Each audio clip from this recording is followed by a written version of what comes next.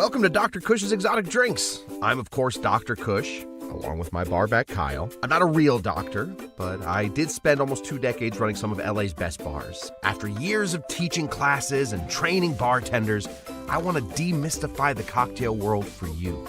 Let's try a few new things as I open up my bar to everybody. Belly up, chat, and let's have a drink.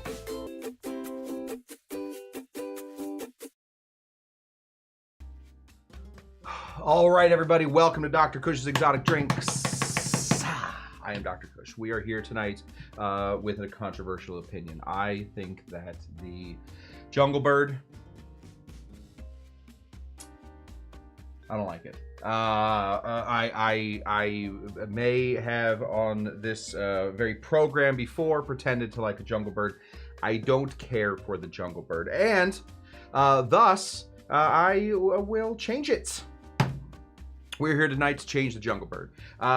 We are going to try our very best to keep the Jungle Bird in as good intact as we can possibly do it. Lots of pineapple juice, some bitter notes, some sweet notes, some rums that are somewhat unusual.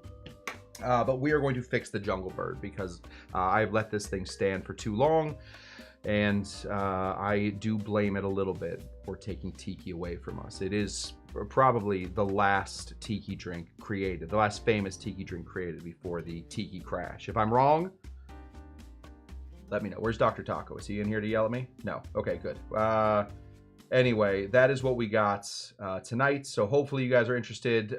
We are going to be using a homemade ingredient to replace what I think is the worst part about the Jungle Bird. And that's it. But before we get into it, let me talk to my co-conspirators, because you guys are now all implicated in my dislike of a cocktail. Whew. Something's attacking. Of the cocktail called the Jungle Bird. So let me say hello to my co-conspirators. Here's Amy Beer. Hello to everybody. Everybody, stop what you're doing. Say hello to Amy Beer. Thank you. Good evening to all of you from Shawnee P. The Shawnee Pan Baker is here ready to go. A little hello back and forth. Oh, there they are. Whew. I thought maybe they'd been stolen. The husbands are both here. That is Steph and Michael, winners of the 2024 Cush Tucky Derby. They are back, hopefully wearing huge hats and, outfits that should not be for sitting watching really fast horses run. Hopefully that's what I assume that's what you guys dress like all the time. Just big hats. Here he is. My goodness. The prodigal son has returned. Here is Tiki Tom. Good to see you, Tiki Tom. Hopefully you have been out on adventures. We know Tiki Tom is retired because we had his retirement party here. Hopefully he is out there doing stuff and, you don't have to watch YouTube all the time. But it's good to have you when you're here. Here's Michael Husband, co-winner of the 2024 Cush Tucky Derby. Kyle's here, obviously. Hello, Kyle. Kyle says hello to everybody. Hi, Amy, Shawnee, Steph and Michael, Tiki Tom, Michael again. Michael got 2 hellos. I guess I gave him 2 hellos too. That's what we got. Servant Socrates watching us over there on Instagram. If you guys are watching us on Instagram, you want me to just say your name. You have one of those that's what gets you going. Watching somebody that's, you can't talk to directly, say your name. Hey, I got a deal for you. Say hi, and there's a good chance I'll say your name. We don't have that many people watching, so that's good. Glenn is not here, so that's a fun thing to announce. Just let everybody know where you're not. It's confusing. Usually I have people raise their hand, let me know they're not here, but you can also say it. And Roger G is here. Good to see you, Roger G. Happy Thirsty Thursday. Now the debate is I start with a Jungle Bird. Let me see. Now the debate is do I start with a Jungle Bird or wait to see the fixed recipe? That is a debate. We will answer that thusly. The Jungle Bird, possibly, and not definitely, but possibly the final tiki cocktail made before we gave tiki a little break. All right, we sort of let it rest for a while. That's when we were creating things like the pina colada, the big daiquiri, that kind of thing. The strawberry daiquiri, the banana daiquiri. You know, we took a real break from tiki drinks to go out and create these sort of sweet rum drinks, really. It was created by a guy named Jeffrey Ong. We all know Jeff, old Jeffy O, at the Kuala Lumpur, at the Aviary Bar at the Kuala Lumpur Hilton in the 1970s. Fairly famous because there aren't a lot of cocktails that are in the tiki genre that use any of the Amari.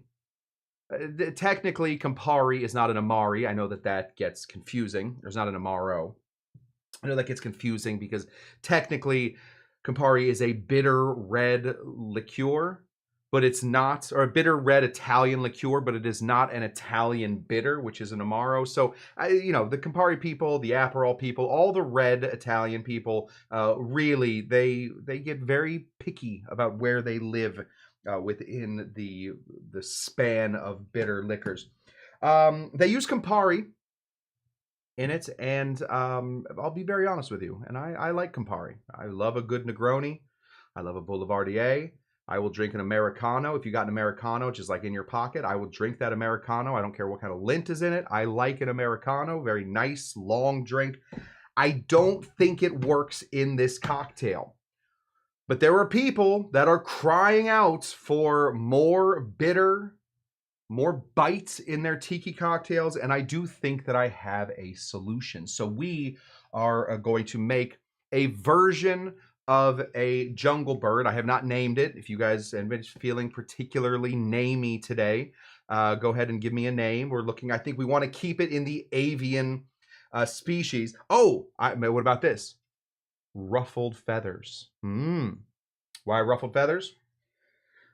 The ingredient that we're switching in tonight for our Campari, which looks like this, is going to be this. Now, these could be brothers. I mean, honestly, these look very much like, not necessarily like me and my youngest brother, who look almost exactly alike. They look like me and my middle brother. We look nothing alike. He is very tall, very slim, very slender, does not drink, does not have the ability to grow a beard, and his hair is completely straight and blonde.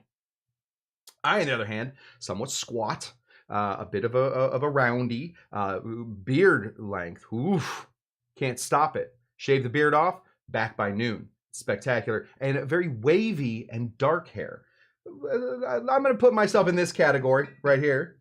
I'm the homemade version. And this is the produced version. This is Campari. For those of you who don't know, Campari, very, very bitter. Sweet. We're talking rhubarbs. We're talking citrus. We're talking all that kind of stuff. Really tough. This stuff right here is one of the most, one of the older types of drinks. This is drinking vinegar. All right? This is raspberry shrub. Raspberry shrub. Shrub does not mean plant in this case. It comes from the Arab word, and I'm going to absolutely butcher the name of this Arab word, but I believe it's sharab. Shrub. Shrub. Shrub. We see the etymology of that. Drinking vinegar. I took some raspberries. I took about a cup of raspberries. I put it in with a cup of sugar. Let that sit overnight. Let all of that sugar pull out all of the juice. We don't want to flavor water if we can get away from it. If we can avoid flavoring water, we would rather pull out everything without adding any water. So that sugar breaks down the raspberries, pulls everything out, and then we add some vinegar afterwards. For this one, I put in 1/4 of a cup red wine vinegar and 2/3 of a cup of apple cider vinegar. It's delicious. It's very nice. Drinking vinegar has the same sort of bitterness as we might find in Campari. There is no alcohol in this, so hopefully vinegar is a preservative. I should have looked at that. But it does, the reason we might call it the ruffled feathers is because, first of all, saying that you don't like a jungle bird in the tiki community is sort of like running up to Jeffrey the Beach Bum Berry and just kicking him in the shin. You know, it's not going to ingratiate you with everybody, so we're ruffling some feathers. Also, the shrub is a very famous ingredient that goes into a cocktail called the Ruffignac. The Ruffignac. let's get into it. Oh, I need shakers. I have some. We're gonna shake this cocktail. We're gonna shake this cocktail because also lots of juice. Shake it because we like to shake it, but also one extra reason, we're going to be using fresh pineapple in this. Sometimes we make these classes based on just what I have lying around, and I happen to have fresh pineapple juice, so we're going to get into it. I also happen to have some of this drinking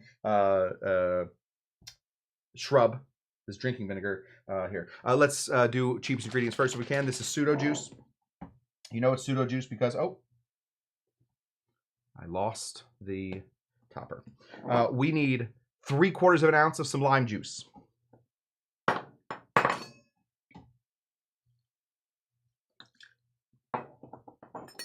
Now the proportions on a jungle bird are also fairly odd. We're going to be putting in 1.5 ounces of some pineapple juice. Fresh squeezed pineapple juice. With fresh squeezed pineapple juice especially, you want to give this a big shake. There's some proteins in here. I don't know exactly what makes up a pineapple, but the same way that an egg will give you a bunch of really good foam on top of it, the same way that agua faba will give you a good head on it. This will also give you a nice big thick head on top of your cocktail. So we want it. We love it. We're going to put in 1.5 ounces of some pineapple juice. A little extra because I poured fast. Because I poured really quickly. That's how that happens. All right, let's get our shrub in here. Why don't we, I'm just going to do a quick taste test. I should have done this taste test beforehand, but I think you guys might just like watching me do stuff. So I'm going to do stuff. Otherwise, you know, really, in the end, I feel like a lot of my show could just be absolutely replaced by a recipe book. And we're trying not to do that. You know, I think it's better to have opinions, taste things, say some stupid stuff like, I don't know. I think that the jungle bird is a mistake. Pour a little bit of this in here. Pour a little bit of this in here. I just want to see how different this is. I have made this ruffled feathers before.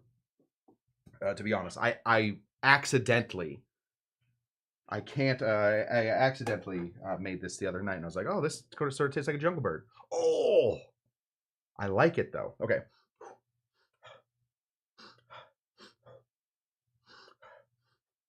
I'm getting a lot of the same. I mean, clearly they're two very different liquors. You put a blindfold on me. I'm pretty good with a blindfold on with this kind of stuff. I could absolutely tell you what is going on, which is which, but both leave you with a kind of, and in the nicest way possible, in a good way, we know to say,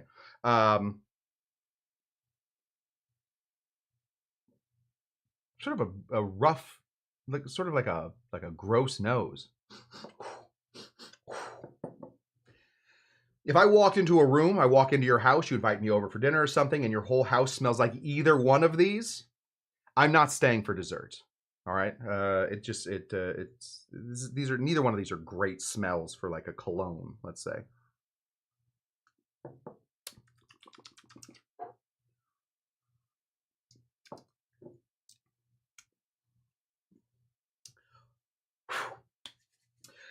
Both of them absolutely hit you right here.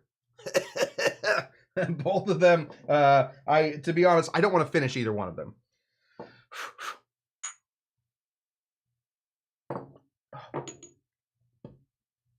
I like the drinking vinegar better. Still with a lot of roughness, still with a lot of flavors, lots of them, but also, my goodness, better than Campari. Let's go ahead and put in 3/4 of an ounce of some drinking vinegar.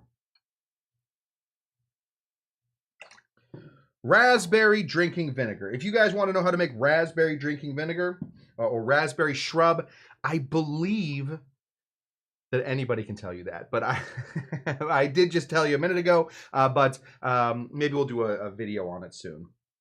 I say, knowing that I will never, ever do that. Okay.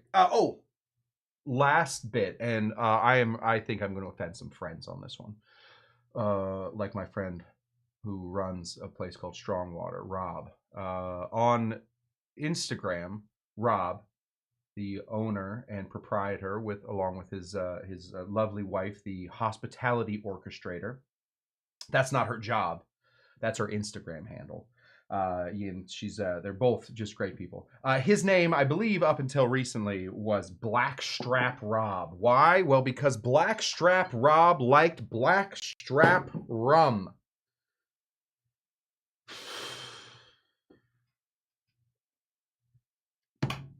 You ever had molasses? I had a friend of mine, Elia, about 8 feet tall, really, really tall. I actually taught classes with him for a while. I brought him in to, so he and I could trade off on cocktails and whatnot. I've tried to bring him on the show. I don't believe he thinks this show is legitimate.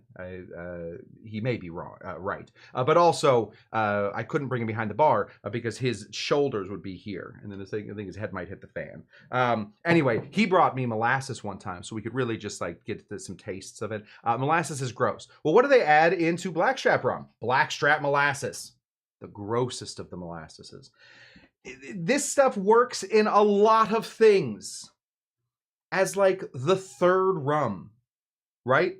Once you've already gone through your heavy Jamaicans with all that really good funk, once you've already gone through your nice, clean, crisp Cuban rums, your Puerto Rican rums, you're good. Once you get in to the Martinique rums with all of their grassiness, then the last rum you can add into a cocktail, I think, is Blackstrap rum. The Jungle Bird calls for it to be the only rum. So we're going to put it on the bench. I instead wanted to find another rum with very distinctive flavors. Something, yes, this is my father, everybody. He wants Zacapa in here. Zacapa, nice, clean. It certainly has some molasses notes to it. It's got some wood to it. That'd be great. We're not doing that. Instead, because we're coming in with this very beautiful pink color in a cocktail, I wanted to find something nice and crisp in color. White. I wanted to find like a blank rum. I wanted to find a clear rum. But then I wanted something that could stand up to the big flavors, and I had to think for a minute. What's a rum blanca or a clear rum that has big flavors in it? It came to me. Bling. Martinique rum. From the Isle of Martinique. This stuff often called agricole rum or rum agricole, usually spelled with an H. I'm not going to tell you where that H goes because you wouldn't believe me if I said it. It's after the R. Rum agricole. I think it says it right there. Rum. Anyway, this stuff is absolutely a beast. It may seem like it will not do the job. But I do think that this rum is a perfect rum if you don't care for Blackstrap rum the way I don't care for Blackstrap rum. We're going to go ahead and start with 1.5 ounces, and then we're going to add the Apostle pour. That's going to bring us up to 2 ounces. I could have just said 2 ounces, but I wanted to shout out my good friend, the Apostle.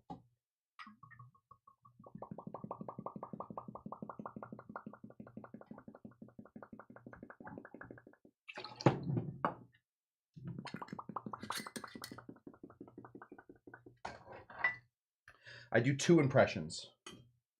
That's it. I was a comedian for a while. I do 2 impressions. I do 1 impression of a bottle pouring. And then I do another impression of my college friend. His name was Texas Matt. And it's the best impression you've ever heard, but you don't know Texas Matt, so you wouldn't even know it's right. And I only do it of him laughing. And it's literally, I'm telling you, that guy that does Trump on SNL does the best Trump of all time. This is a better impression of a person than that. And he went like this.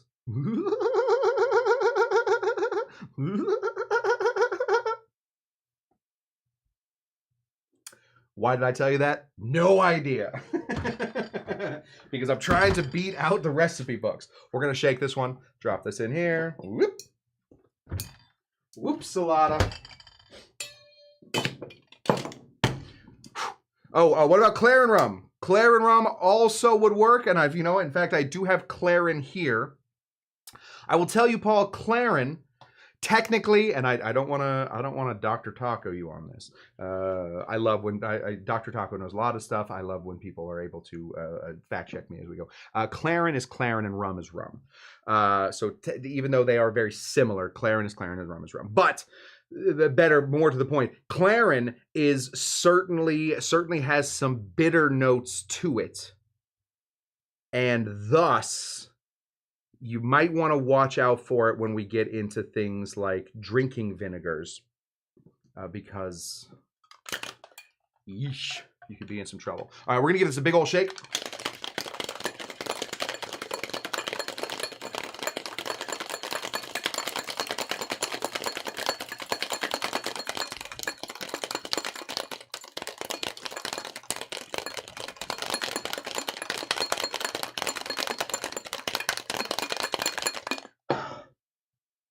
Nice heavy shake, because we want to have all of that really nice foam that lives on top. So we're going to pour this out. Oh my gosh, look at this. Tell me right now that doesn't look better than a jungle bird. Jungle birds usually like come in like an off brown, because you're putting the pineapple in there. Pineapple's great, but it, not a great color, just kind of yellow. And it doesn't really stand up all that much. Then you put in that really dark black strap. And then you also immediately after that, you put in the red. You put in the red from the Campari. You run into a real issue, I think. A lot of mixtures of flavor, a lot of mixture of colors. We're going to drop this ice right back in here. And we're already starting to get a really pretty effect on here. I'm sure that there is a cocktail oleo, a cocktail brigader somewhere that will have a name for this. I just call it a gradient. Sometimes, if I'm feeling very poetic, if me and John Dunn are just like hanging out somewhere and he turns to me and says, Cush, don't forget that no man is an island in and of himself. Each clod that wipes away is truly a loss in humanity. I will turn to him and say, this looks like a sunset. So we're basically the same, me and John Dunn. Two poets, really. This right here, we're calling it right now, ruffled feathers. Unless anybody else has something they want to call it, I am completely open to that. It is a jungle bird where we have replaced, I think, the two mistakes in the jungle bird, one of them being the blackstrap rum, the other one being the Campari. And there, I knew I would. It's a triptych. The triptych. Let me say hello to Joshua Dill. Joshua Dunn. It will also make you one. It will sit here for about 20 minutes, and if you can get it, it is yours. Otherwise, I think I'm going to drink it. But Joshua, hopefully, you can get here in time. Cheers to you guys. Do not stare into the abyss, for the abyss stares back at you, and do not battle with monsters, lest you become a monster yourself. Feeling very poetic today. Before we do this, I just want to show you what a good shaker I am. I just want some I want you guys to be proud of me. Look how good that foam looks, and I bet that we could get a little mermaid to float on there.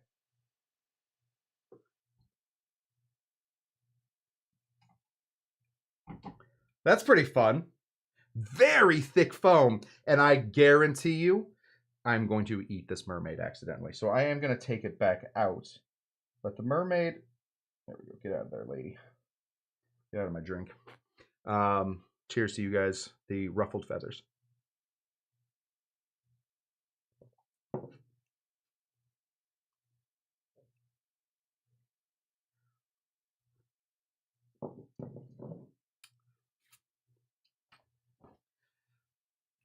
I don't know. I just don't. I don't know. You went out of your comfort zone, Mr. Ong, Mr. Jeffrey Ong. You went out of your comfort zone, out of Tiki's comfort zone. You brought in some Campari when drinking vinegars had been around for a long time. I think this is delicious. Depending on what kind of pineapple juice you're using, if you're using fresh pineapple juice, I would not add any simple syrup, since really the only sweetener we have in here is the raspberry vinegar, which brings its own sweetness, certainly, but also its own bitter. You would never just sweeten something with Campari, even in a sweeter up cocktail like the Negroni or the Boulevardier. You're adding sweet vermouth to sort of bring in some of the sweetness. It's not necessarily a sweet ingredient. And the only other thing is pineapple. I happen to find a somewhat underripe pineapple, so it's a little sour. I don't mind it, but you can always add just a touch of some Demerara sugar in here if you want. But ooh. Your bottle of Claret Le Rocher says rum on the label. Let's see.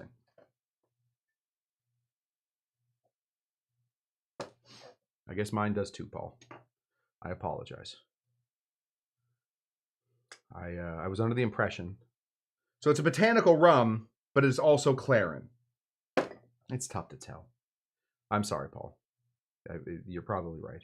It's probably rum and Claret. I don't think it's Claret rum though. I don't know. What am I, Haitian? I don't know. I don't know that much about Haitian rum. We should call it the rum doctor. What's his name? The rum something or other. That's what I got for you guys. We have done it. We were supposed to do a behind the scenes today, but I didn't know what to do. And also, I'm so behind on editing that it's honestly, it's getting to be ridiculous. So we're going to keep doing some of these shows, maybe fixing other cocktails as we go. But that's what I got for you guys. You guys remember, a champion. The rum champion. Forgot his name. Completely slipped my mind what that guy's name was. Okay. Thank you guys for tuning in. Remember, we do classes here Tuesdays, Thursdays, and what other day? Saturday. Any day with a T. It's Dr. Cush Day. So you show up, you hang out. We start at 6 p.m. We go until the drink is done. And then Saturdays, we do an hour-long show. So tune on in over there. This show has been rated as, oh my God, why is it so long to make one drink? That's a rating we got. Listen, this is a live program, and I really appreciate you guys showing up. This is a great place for you to come meet your friends and talk to them and hang out, but also stay in your pajamas, because who wants out of their pajamas? Nobody. Thank you guys for tuning in. We'll be back here on Saturday for our long show. We did have a guest drop out. Shocker. But it looks like they're going to be moving to the next week where we will be talking about some tequila here soon. So for those of you tequila heads that for some reason keep showing up to my show, I will pay that off. So that's what I have for you guys. How about we hang out on Saturday? Until next time, what do we always say? Goodbye! We say goodbye, but we also obviously are still trying to figure out... Are you Dr. Jinga Janga? But once we figure that out, then we'll really Bye! say bye.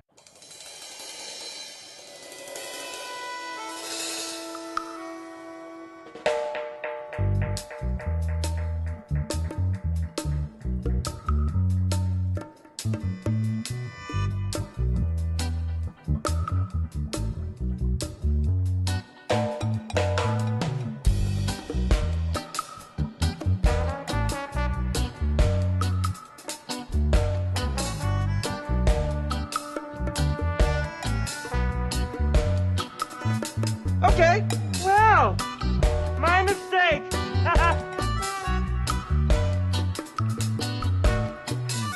How about pretty please? Oh, please, oh, please, oh, please.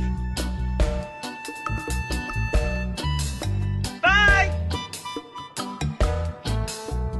To alcohol, the cause of and solution to all of life's problems.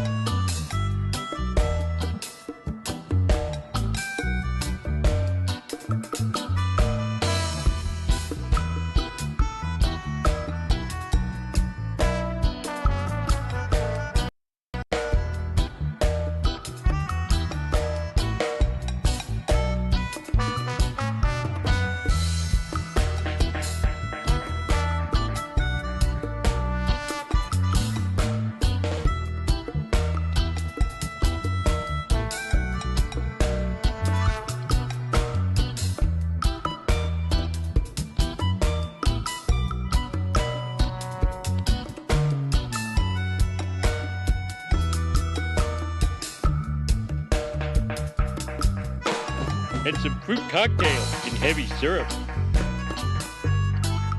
What did you do to my drink?